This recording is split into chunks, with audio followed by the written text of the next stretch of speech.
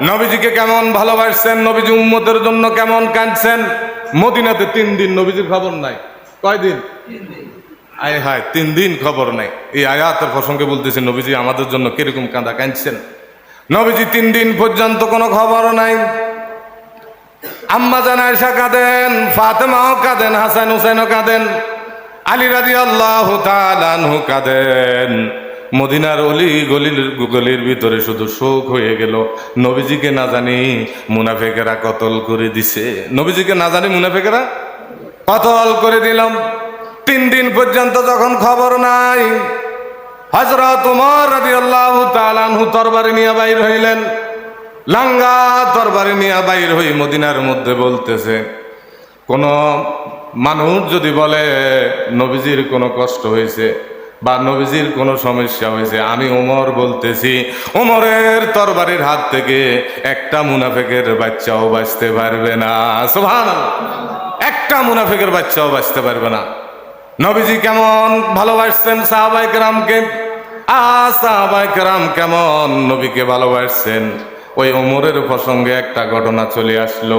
একটা ইহুদি, একটা মুসলমান একটা ভুল করে ইহুদির ক্ষেত থেকে পানি নিয়ে আসছিল, কিন্তু নবীজির দরবারে যাওয়ার পরে এরকম ভাবে নালিশ দিল, নবীজি ইহুদির পক্ষে রায় দিল। কন্যা সুবহানাল্লাহ।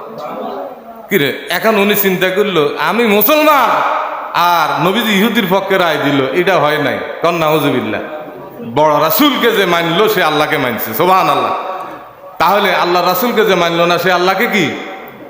কতক্ষণ পরে বিচারের জন্য আসছে আবু বকর সিদ্দিকের কাছে। কার কাছে? আবু বকর সিদ্দিক, এমনে ঘটনা। এই ঘটনার মধ্যে নবীজি আমার পক্ষে, আমি মুসলমান, আমার পক্ষে রায় না দিয়ে ইহুদির পক্ষে রায় দিছে। কার পক্ষে? ইহুদির পক্ষে রায় দিছে। আপনি একটু রায় দেন। আমার পক্ষে সম্ভব নয়। যেখানে রাসূলুল্লাহ সাল্লাল্লাহু আলাইহি ওয়াসাল্লাম রায় দিছেন সেখানে আমার কথা বলা কোনো সম্ভব নয়। কন্যা সুবহানাল্লাহ। আল্লাহ রাসূলের যখন ডাক আসবে তখন আমাদের আর এরকম ভাবে কোনো কথা বলার কোনো যুক্তি নাই। তখন আমরা আল্লাহ এবং রাসূলের ডাকে সাড়া দিতে হবে। কন্যা সুবহানাল্লাহ। এরপরে 3 নম্বর ব্যক্তির কাছে গেছে, ওমরের কাছে। কার কাছে?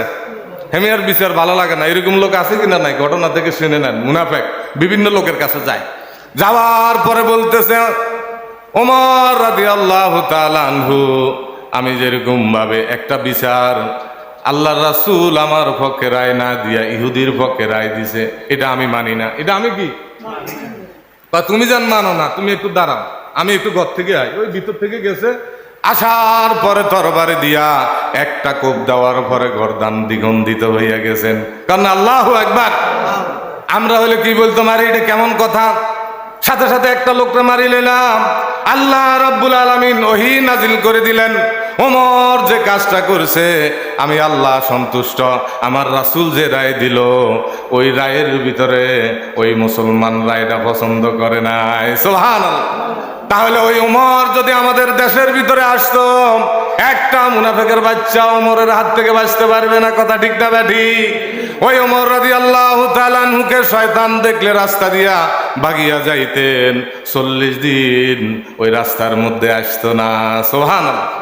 আর ওমর ঘর থেকে বাইরে বলতেছে, কেউ যদি বলে মুহাম্মদ সাল্লাল্লাহু আলাইহি ওয়াসাল্লামের কোনো সমস্যা হয়েছে তাহলে আমি ওমরের তরবারির হাত থেকে কেউ বাঁচতে পারবে না। কন্যা সুবহানাল্লাহ। হযরত আবু বকর ছিলেন শান্ত সাহাবী, বলতেছে, ওমর তুমি শান্ত হও ভাই, নবীজির তালাশে আমরা বাইর হয়ে যাই, নবীজি কোথায় আছে আমরা জানি না। আজকে 3 দিন হয়ে গেল মদিনার অলিগলির ভিতরে নবীকে দেখা যায় না। যে নবীর চেহারার দিকে তাকাইলে ক্ষুধা নিবারণ হয়ে যায়, যে নবীর দিকে তাকাইলে দুনিয়া আখিরাতের সব সুখ যেন সাহাবীরা দেখতে পায়। সুবহানাল্লাহ। আজকে নবীকে 3 দিন দেখতেছে না। আবু বকর আর ওমর রাদিয়াল্লাহু তাআলা আনহু তালাশ করার জন্য যখন বাইর হয়ে গেলেন, প্রতিমধ্যে মরুভূমির ভিতরে, আরব দেশ হলো মরুভূমি, হাঁটতে হাঁটতে হাঁটতে হাঁটতে হাঁটতে হাঁটতে হাঁটতে একটা ময়দানের মধ্যে চলে গেলেন। ওখানে একটা রাখালের সাথে দেখা হইল। রাখালকে সালাম দিলেন, আসসালাম, বলেন আসসালামু আলাইকুম। রাখালকে সালাম দিয়ে বলতেছে, ভাই আমাদের নবীজিকে দেখছেন নাকি? ওই রাখাল বলতেছে, আপনাদের নবীকে আমি চিনি না, আপনাদেরকেও চিনি না, তবে এখানে একটা পাহাড় আছে, জোরে কন্যা আল্লাহু আকবার। আরো জোরে করেন আল্লাহু আকবার। ওইখানে একটা পাহাড় আছে, ওই পাহাড়ের উপরের ভিতরে একটা লোক সেজদার মধ্যে মাথা দিয়া ইয়া হাবলি উম্মতি বলেন, ইয়া হাবলি উম্মতি, ইয়া হাবলি উম্মতি বলেন না, ইয়া হাবলি। আয় হায় নবীজির কি সবক, ইয়া হাবলি উম্মতি উম্মতি বলে কাঁদতেছে। ওই রাখাল বলতেছে জমিনের মধ্যে সেজদা দিয়ে রয়েছে, এমন কাঁদা কাঁদতেছেন আমাদের ভেড়া বকরি উট গুলা খানা বন্ধ করে দিছে। ওই লোকটাকে আপনারা নিয়ে যান, এখান থেকে যদি নিয়ে না যান, মাথা যদি জমিন থেকে না উঠায়, তাহলে আমাদের বেড়া বকরি দুম্বা যত কিছু আছে সব কিছু অনাহারে মারা যাবে। কন্যা সুবহানাল্লাহ। তাহলে গাছের নবীরে চিনিনি, গরুর নবীরে চিনিনি, উট নবীরে চিনি, আমরা মানুষ হইয়া নবীরে চিনলাম না। তাহলে আবু বকর আর ওমর বুঝতে বাকি রইলেন না, উড়াল দিয়ে পাহাড়ের মধ্যে চলে গেলেন। পাহাড়ের মধ্যে যাওয়ার পরে আবু বকর রাদিয়াল্লাহু তাআলা আনহু উনি বলতেছেন, ইয়া রাসূলুল্লাহ, আপনাকে 3 দিন না দেখা পর্যন্ত আমাদের কোনো শান্তি নেই। কন্যা সুবহানাল্লাহ। আর আপনি মদিনার মধ্যে নাই, হাসান হোসেন কাঁদতেছেন, ফাতেমাও কাঁদতেছে, আলীও কাঁদতেছে, মদিনার ভিতরে শোকের একটা মাতাম চালু হয়ে গেল। আপনাকে দেখা যায় না। ইয়া নবীজি, ও আমার পানের নবী, আপনি মাথা উঠান, আপনি উম্মতের জন্য কাদা লাগবে না। আমি ইসলাম গ্রহণ করার পরে যেদিন আমি কালেমা পড়লাম, সকলে জবান খুলে পড়েন লা ইলাহা ইল্লাল্লাহু মুহাম্মাদুর রাসূলুল্লাহ সাল্লাল্লাহু। যেদিন কালেমা পড়লাম, আরবের ভিতরে 13 জনের ভিতরে আমি একজন ধনী। আবু বকর কি ছিলেন? 13 জনের ভিতরে একজন ধনী। ঐতিহাসিকগণ বলেন, আবু বকর বলতেছে, ইয়া রাসূলুল্লাহ, হিজরতের সময় 7,500 দিরহাম ছিল, 40,000 দিরহাম আমি নবীকে আপনাকে দান করলাম যেদিন থেকে কালেমা পড়লাম। আর এই পর্যন্ত আমি আবু বকরের জীবনে যত নেক আছে সব নেক আপনার উম্মতকে দিয়ে দিলাম।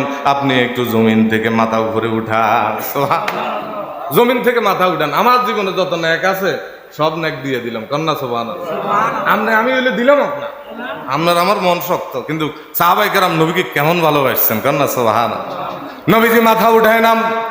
এরপরে সাইয়েদনা ওমর বলতেছেন, ইয়া রাসূলুল্লাহ, আমি আপনার মাথা নেওয়ার জন্য তরবারি নিয়ে যখন আসলাম, ওই তরবারি দিয়ে নিজের মাথা আপনাকে দিয়ে দিলাম। কন্যা সুবহানাল্লাহ।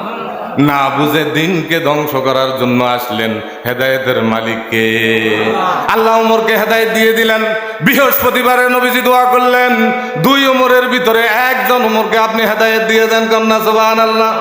আবু জাহেলের প্রথম নাম ছিল ওমর, আর ওমর রাদিয়াল্লাহু তাআলা আনহুর নাম ছিল ওমর, কিন্তু আল্লাহ রাব্বুল আলামিন হেদায়েত রাখলেন ওমরের জন্য। সুবহানাল্লাহ।